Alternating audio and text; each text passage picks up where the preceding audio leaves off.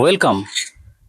ষষ্ঠ শ্রেণীর গণিত কোষে দেখি 18.1 বর্গমূল অধ্যায়ে এর আগে আমি তোমাদেরকে বর্গমূল এবং বর্গ এর সম্পর্কে ধারণা দিয়েছিলাম এবং একের দাগ আর দুইয়ের দাগ এই দুটি অঙ্ক তোমাদেরকে করিয়েছিলাম। আজকের ভিডিওতে আমি তোমাদেরকে 3, 4 এবং 5 এই তিনটি অঙ্ক করাবো। চলো তাহলে শুরু করি। দেখো, তিনের দাগের অঙ্কটা কি বলছে? তিনের দাগের অঙ্কটাই বলছে, আজ খেলার মাঠে আমরা বর্গক্ষেত্রাকারে দাঁড়াবো ঠিক করেছি। কিছু জন বর্গক্ষেত্রাকারে দাঁড়ানোর পরেও 4 জন বন্ধু মাঠের বাইরে দাঁড়িয়ে আছে। তারা এই বর্গক্ষেত্রাকারের মধ্যে দাঁড়ালে পর বর্গক্ষেত্রাকার থাকবে না। মানে যদি ওই 4 জন ওই বর্গক্ষেত্রাকারে দাঁড়াতে যায় তাহলে কিন্তু সেটা আর বর্গক্ষেত্র থাকবে না, অন্য একটা আকার ধারণ করবে, আয়তক্ষেত্রকে হয়তো। আজ আমাদের শ্রেণীতে উপস্থিত হয়েছে 40 জন।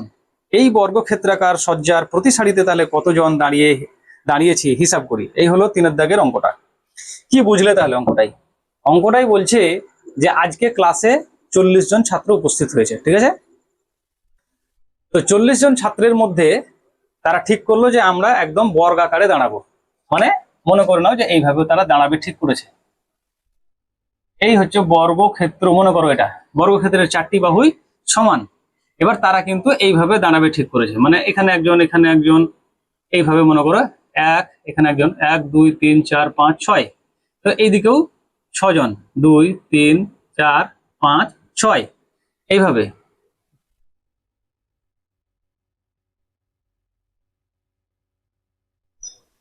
মনে করো এইভাবে তারা দাঁড়াবে, ঠিক আছে? এইভাবে তারা ঠিক করেছে যে আমরা বর্গক্ষেত্রাকারে দাঁড়াবো। তো 40 জন এসছে। এবার দেখছে যে বর্গক্ষেত্রাকারে দাঁড়াতে গিয়ে, মানে ওই প্যাটার্নে যদি দাঁড়াচ্ছে তাহলে 4 জনকে বাইরে থাকতে হচ্ছে। মানে ওরা 4 জন যদি ঢুকছে তাহলে কিন্তু আর বর্গক্ষেত্রাকার থাকছে না। তো তাদেরকে অগত্যা বাইরে থাকতে হলে কি আর করা যায়, থাকবে। তো কি বুঝতে পারলে?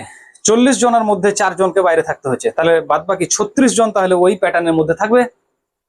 তাহলে বলছে যে মোট কি জানতে চেয়েছে, বলছে যে কতজন প্রতি সারিতে তাহলে কতজন করে দাঁড়িয়েছে, প্রত্যেকটা সারিতে কতজন দাঁড়িয়েছে। দেখো, এটারও কিন্তু উত্তর প্রতিটা সারিতে কতজন দাঁড়িয়েছে বা সারির সংখ্যা কটা। ছোট সারি হবে, এই যে এখানে যেমন ধরো এই যে এইভাবে দাঁড়িয়েছে। দেখো এটা বর্গক্ষেত্রাকার, তাই না? তাহলে 1 2 3 4 5 6, দেখো 6টা সারি, তাই না? তাহলে এখানে আমরা কিভাবে লিখবো যে মোট ছাত্রের সংখ্যা, মোট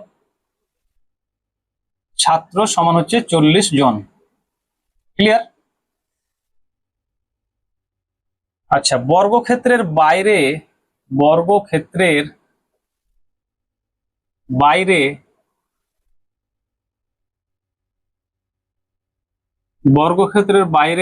ছাত্র সমান হচ্ছে তোমার 4 জন। অতএব ওই বর্গক্ষেত্রে ছাত্র সংখ্যা সমান 40 বিয়োগ 4 জন, মানে 36 জন। এই 36 জন তারা বর্গক্ষেত্রাকারে সেজেছে বা দাঁড়িয়েছে। অতএব যদি বলি যে সারির সংখ্যা কত বা প্রতি সারিতে কতজন দাঁড়িয়েছে, একই সংখ্যা হবে, কারণ ওই যে একই সংখ্যাকে পরপর দুবার গুণ করলে বর্গ পাই। তাহলে বর্গমূল পেতে গেলে কি করব, মানে কোন একটা সংখ্যা পেতে গেলে কি করব, ওই বর্গটার বর্গমূল করতে হয়। তাহলে কি লিখবো, অতএব নির্ণেয় কথার মানে হচ্ছে যেটা নির্ণয় করতে হবে। নির্ণেয় সারি সংখ্যা আমাকে জানতে চেয়েছে যে তাহলে কতগুলো সারি ছিল। নির্ণেয় সারি সংখ্যা সমান, তাহলে আমাকে কি করতে হবে, এই যে 36 জন বর্গক্ষেত্রের মধ্যে দাঁড়িয়েছে সেই 36-এর বর্গমূল। 36-এর বর্গমূল কত হয়? 6 6 36। তুমি সরাসরি 6 লিখতে পারো, কারণ আমরা জানি 36-এর বর্গমূল 6। অথবা লিখতে পারো 36-কে ভেঙে 6 গুণ 6 তার বর্গমূল। দ্বিতীয় লাইনে দুটো 6-এর জন্য একটা 6 বেরিয়ে আসবে, যেমন আগের অঙ্কগুলো করলে। তাহলে এটাই হলো উত্তর। চলো এটারও স্ক্রিনশট নিয়ে নাও। খুব সহজ, দারুণ ইন্টারেস্টিং এই বর্গমূলের অঙ্ক, দারুণ।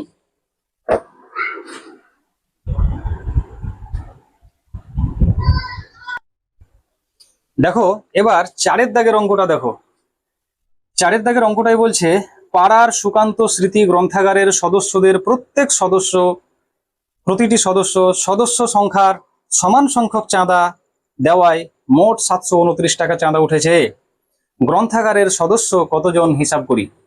দেখো কি বললে, যতজন সদস্য প্রত্যেকে তত টাকা করে দিয়েছে, যত তত, তার মানে যত তত দেওয়ার পরে 729 হয়েছে। যতজন ছিল প্রত্যেকেই তত টাকা করে দিয়েছে, দিয়ে মোট টাকা উঠেছে 729 টাকা। তাহলে যতকে তত দিয়ে গুণ করে 729 পেয়েছি।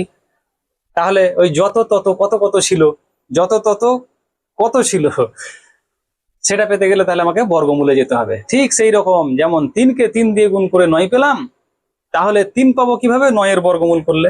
সেম কনসেপ্ট 4 দাগের অঙ্কটা। তাহলে এখানে কি লিখবো, মোট চাঁদা উঠেছে, মোট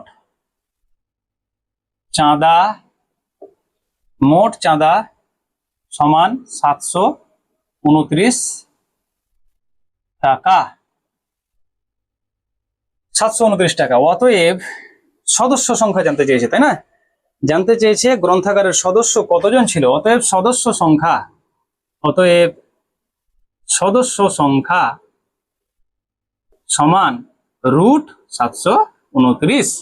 729 এর বর্গমূল বের করলে আমরা সদস্য সংখ্যা পেয়ে যাব। অথবা এটা যদি জানতে চাইতো যে সদস্য সংখ্যা না বলে যদি বলতো যে প্রত্যেকে কত টাকা করে দিয়েছে, তাহলেও কিন্তু একই উত্তর, কারণ যতকে তত দিয়ে গুণ করে 729 এসছে। তো 729 এর বর্গমূল কত। 729 কে আগে তুমি উৎপাদকে ভেঙে নাও, দেখো কোন কোন উৎপাদক গুলো জোড়ায় জোড়ায় আসছে। তাহলে এখানে 729, আমি আগেই বললাম যে কিভাবে উৎপাদকে ভাঙতে হয়। দেখো এটা 729 হলো বিজোড় সংখ্যা, তাই না? তো বিজোড় সংখ্যা মানে 2 দিয়ে ভাগ করার চেষ্টা করতে যাব না, দেখবো ফার্স্টে যে 3 দিয়ে যাচ্ছে কিনা। তো একবার দেখে নাও 3 দিয়ে বিভাজ্যতার নিয়ম কি। এই অঙ্কগুলোকে যোগ করব, যোগ করে যেটা আসবে সেটা যদি 3 দিয়ে ভাগ যায় তাহলে গোটা সংখ্যাটাই ভাগ যাবে 3 দিয়ে। দেখো 9 আর 2 এ 11, 11 আর সাথে 18, 18 সংখ্যাটা তো 3 দিয়ে ভাগ যায়, 3 6 18, তাহলে এটা পুরোটাই 3 দিয়ে যাবে। 3 দিয়ে ভাগ দিয়ে দাও, দেখো 3 দিয়ে ভাগ দিলে কত পাচ্ছি, 3 2 এ 6, 3 4 এ 12, 3 3 এ 9।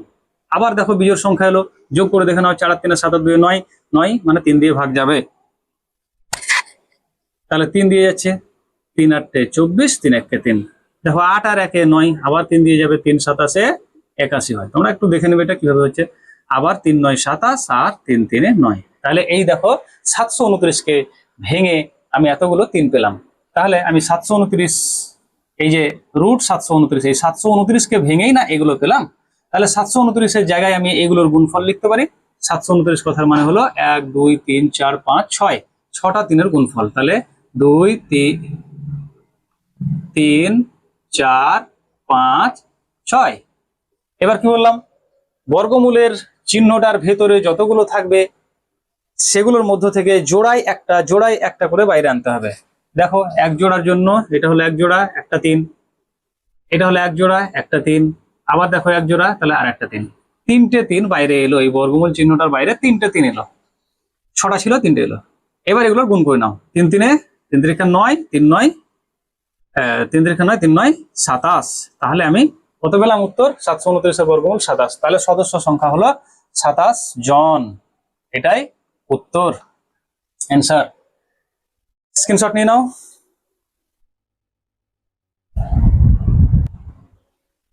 এবার দেখো 5 দাগের অঙ্কটা একটু ভালোভাবে বুঝতে হবে। এই অঙ্কটা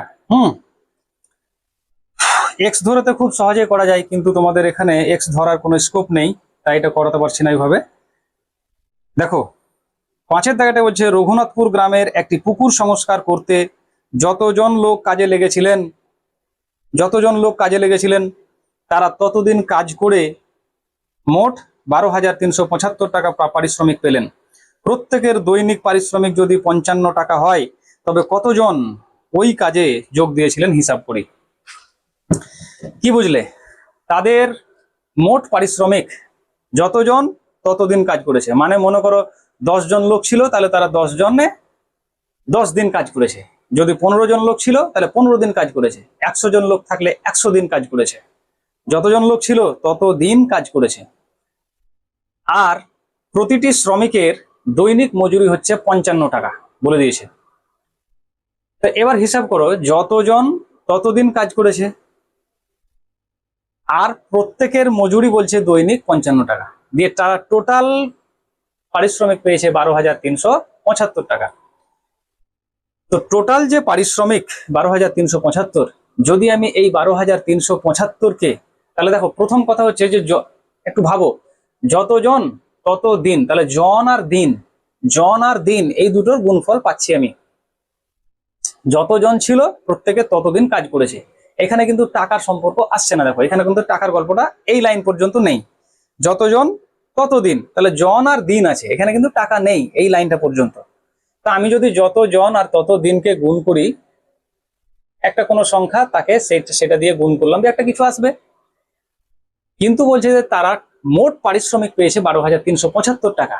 এই টাকাটা কোথা থেকে এলো? ওই যে বলছে প্রত্যেকে 55 টাকা করে পেয়েছে, তাহলে যত গুণ তত গুণ করলাম, গুণ করে আবার তাকে 55 দিয়ে গুণ করব, তবেই টোটাল টাকা 12,375 আসবে। মানে আমি এখানে এক্স ধরে করছি না, তবুও একটু দেখো, যদি আমি ধরে নিই যে এক্স জন ছিল আর প্রত্যেকে এক্স দিন কাজ করেছে, এবার এক এক দিনে মজুরি 55 টাকা, তাহলে মোট মজুরি কত হবে? তাকে 55 দিয়ে যদি গুণ করি, তাহলে এটা হবে মোট পারিশ্রমিক। এইটা সমান বলে দিয়েছে 12,375 টাকা। তোমাদের এক্স ধরে এখানে অঙ্কটা আমি করছি না, কারণ এটা ওইভাবে এই চ্যাপ্টারে নেই, তাই এটা করলাম না। বোঝানোর জন্য আমি বললাম যে যতজন ততদিন কাজ করেছে এবং প্রত্যেকে 55 টাকা করে মজুরি পেলে তবেই তাদের গুণফলটা 12,375 আসবে। তো আমি যদি এই দুটো জানতে চাই, যতজন ততদিন, এইটুকু যদি জানতে চাই, তাহলে আমাকে কি করতে হবে? এই 55টাকে তাহলে এর তলায় ভাগ করে দিতে হবে, তাহলে আমি এই দুটোর গুণফল পেয়ে যাব। তাহলে আমি কি লিখবো? যে অঙ্কটা আগে তোমাদেরকে যেভাবে করাতে হবে সেটা হচ্ছে কয় দাগের অঙ্ক? এটা 5-এর দাগের। তাহলে 5-এর দাগের অঙ্কটাই বলছে যে অ্যান্সার কি চেয়েছে? কতজন এই কাজে যোগ দিয়েছিলেন?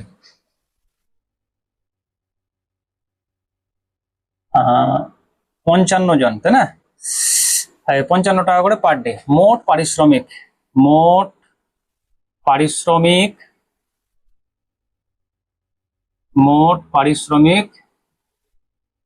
সমান 12,375 টাকা, এবং প্রত্যেকের দৈনিক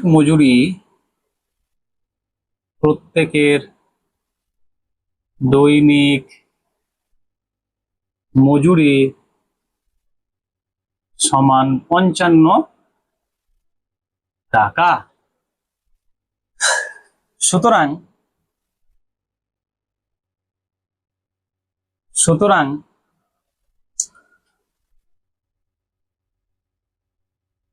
অ্যান্সার কি চেয়েছে?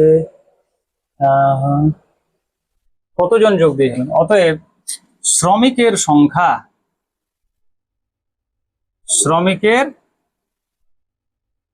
সংখ্যা সমান এই 12,375-কে যদি আমি 55 দিয়ে ভাগ দিয়ে দিই, যতজন ততদিন, এতদূর পর্যন্ত টাকার সম্পর্ক আসছিল না, কিন্তু মোট পারিশ্রমিক পেয়েছে 12,375 টাকা।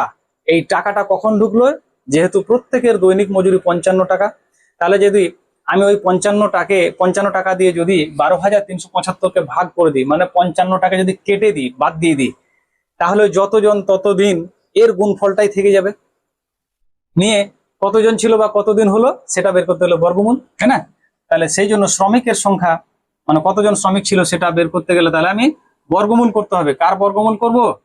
এই যে 12,375 টাকা ছিল, তাকে 55 দিয়ে ভাগ, 12,375-কে, এখানে এটা টাকা ছিল, তো সেই টাকাকে যদি এই টাকা দিয়ে ভাগ করে কেটে দিই, তাহলে আর টাকাটা থাকবে না, যতজন ততদিনের গুণফলটাই থাকবে। এবার আমাকে তার বর্গমূলটাই তো হলো শ্রমিকের সংখ্যা, সেই জন্য আমি এখানে বর্গমূলের চিহ্নটা দিলাম, যে এইটার বর্গমূল করো। এবার দেখো, এটা দেখে আবার ভয় পাবে না, ওরে বাপরে 12,375-কে ভাগ করতে হবে 55 দিয়ে, টেনশন মাতলো।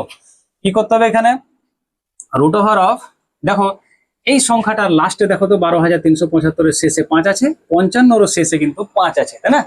তাহলে 5 আছে মানে আমাদের একটু সাহস হলো যে যাক 5 আছে, মানে দুজনে কিন্তু 5 দিয়ে কাটবে।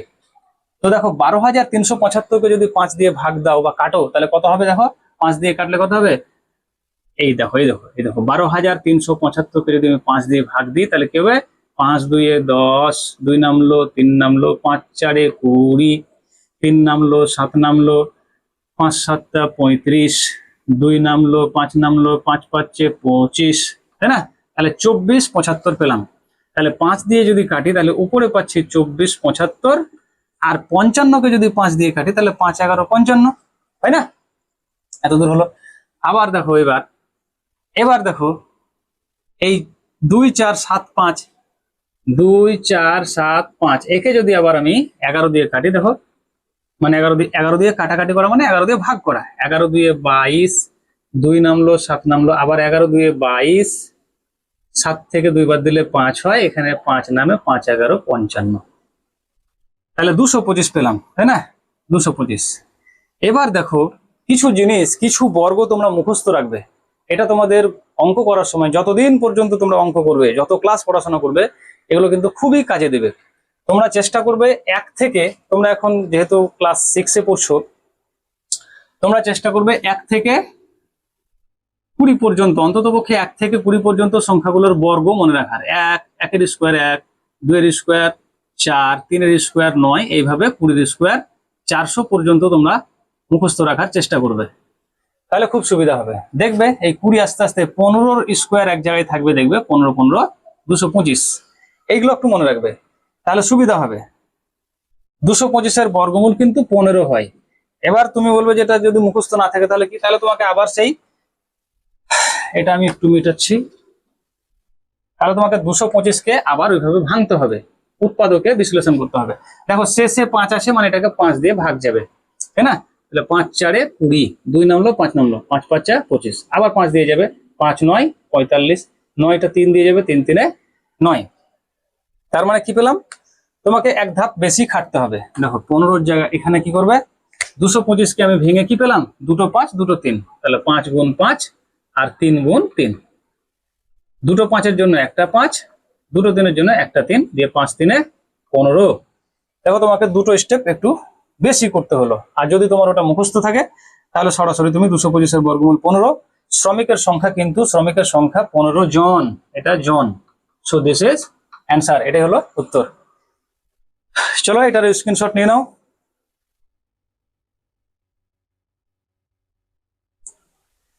তো এটা স্ক্রিনশট নিয়ে নাও, আর আজকে এই ভিডিওতে এত দূরে থাক, ভিডিওটা অনেক লম্বা হয়ে যাচ্ছে।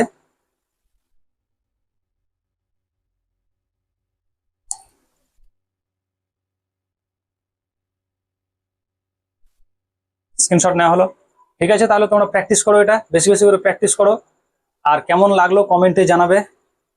চ্যানেলটাকে আরো তোমার বন্ধু বান্ধবদের কাছে একটা শেয়ার করতে পারলে আরো ভালো, শেয়ার করে দাও, ঠিক আছে? বাই।